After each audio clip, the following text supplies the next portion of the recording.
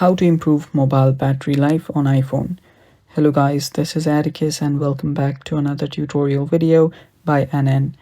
In today's video, I'm going to teach you how you can improve mobile battery life on iPhone.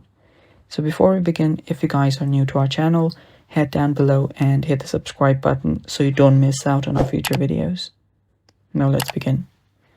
First step is you will need to enable your low power mode if you want to just save your power for a short amount of time. So scroll down from the top right and you will see this icon right here that is low power mode. Press on it and your low power mode is now turned on. So this is just for power saving when you don't have a charger for you and basically for short term.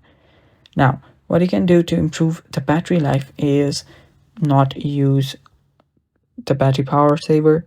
Just make sure that you have low screen brightness at all times.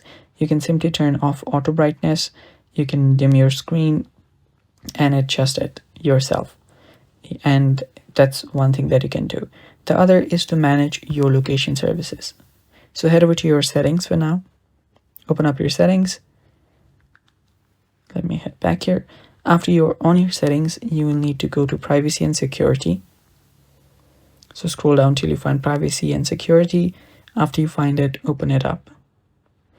After you are there, you'll need to head over to location services.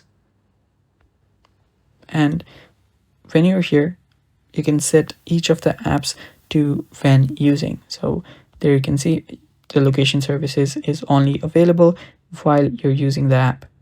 And yeah, that's just do that, or you can turn off location services completely.